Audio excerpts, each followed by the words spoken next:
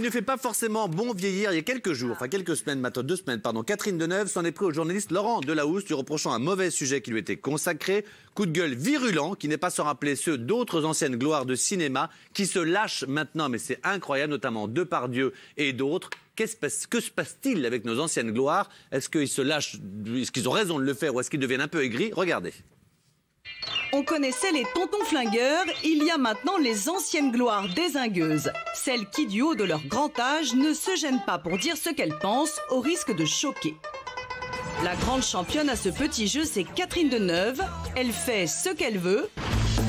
On va voir comment il s'en sort. Il a de la ressource. Mais surtout, elle dit ce qu'elle veut. Comme ici, après la diffusion de l'émission Un jour un destin qui lui était consacrée, elle a détesté, paf, elle emplâtre directement Laurent Delahousse dans une lettre adressée à Télérama. Voilà un enterrement de première classe. Vous auriez pu attendre quelques années encore. Un portrait superficiel et morbide, une vie survolée. Un mélange navrant de fiction et de documents réels, c'est indigne. Et bing, Laurent, prends-toi ça dans la figure. Surtout que Michel Drucker, qui lui non plus n'a plus rien à prouver à personne, avait déjà commencé le travail. Laurent Delahousse n'est pas un mec bien. Il a demandé ma place pendant 10 ans. Chaque saison, il menaçait la chaîne de partir s'il n'avait pas le 19h. Il a été d'une inélégance incroyable. C'est même le ballon d'or de la discipline. En mode papy dézingueur, il y a aussi bien sûr Gérard Depardieu qui n'en rate pas une pour s'emplâtrer ceux qu'il n'aime pas comme les journalistes. Non, je parle pas aux journalistes, je parle pas à les bordels. Mais c'est pas vrai, c'est quoi cette maladie? Il leur préfère clairement Vladimir Poutine ou Kim Jong-un et s'en fiche total de ce qu'on peut en penser. Paul Naref n'aime pas Pascal Obispo, il le dit. Alain Delon vomit la France d'aujourd'hui, il le dit. Brigitte Bardot n'estime pas Nicolas Hulot, elle le traite carrément de trouillard de première classe. Face à ces monstres sacrés qui se lâchent, vous êtes choqués ou pas choqués?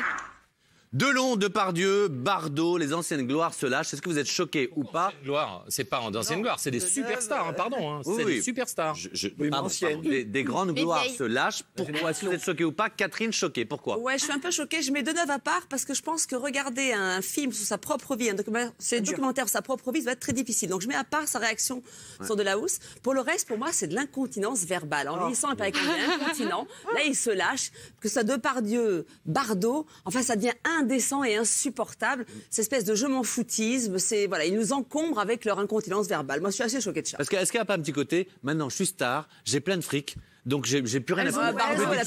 C'est un petit peu ça. Alors attendez, on a une autre choquée, c'est Magali Berda. Oui, moi, un jour, j'étais allée à Monaco dans une soirée pour une association caritative. J'avais rencontré Catherine Deneuve.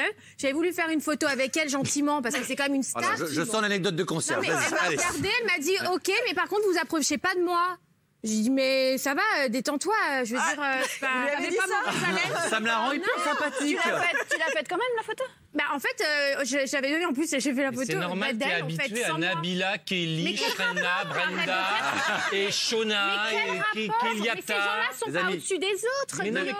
Magali, tu peux pas juger quelqu'un parce qu'une personne peut être toujours là, fait une mauvaise humeur, t'as refusé l'entendre. Mais pas du tout, mais pourquoi ils sont au-dessus des autres, en fait? Il faut que tout le monde se mette à la même hauteur, au même niveau. Mais tu sais ce que c'est que d'être une star? Alors ça, ah bah non, je sais pas ce que c'est, excuse-moi. Mais non, mais c'est pas ça, c'est que tout le monde, tout le temps, estime que tu peux la déranger, tu peux lui parler. Mais on est dans une soirée d'association pour une association, tu n'y viens pas.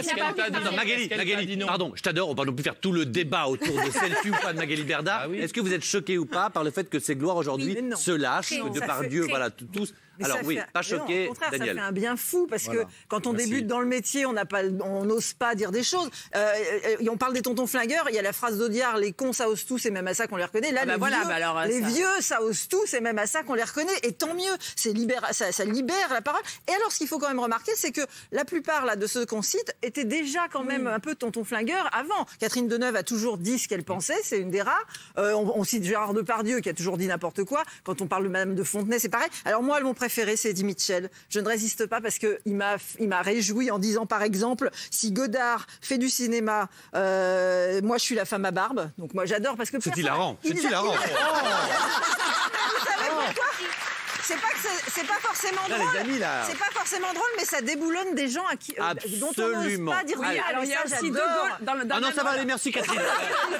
Les débats d'Hespéride, là. Rachel, un peu de jeunesse, s'il te plaît, aide-moi. Non, mais par contre, je rejoins quand même ce qui a été dit. C'est parce que ça a toujours été des personnes qui n'ont qui ont toujours dit ce qu'elles pensaient. Et je trouve ça bien. Mais est-ce que. Oui, mais. Enfin,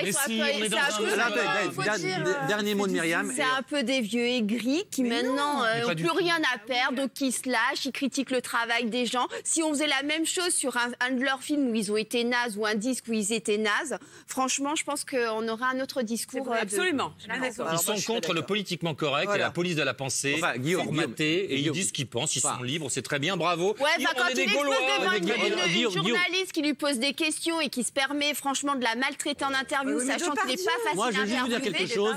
Moi, je vais juste donner mon avis, parce que c'est la dernière. Et merde, moi aussi, je suis une star qui donne son avis. Et ben, moi aussi, quand je vois Belmondo, qui est toujours aussi doux, aussi gentil, qui est une énorme star, et Delon, quand vous l'interviewez maintenant, tout est aigri, la vie c'est de la merde, les gens sont nazes, la politique c'est naze, machin. Surtout qu'il y en a un qui est une vraie star qui vieillit bien et l'autre qui vieillit un peu. Je suis un peu d'accord aussi. Bravo Mathieu. Merci beaucoup. J'ai laissé un blanc, mais alors...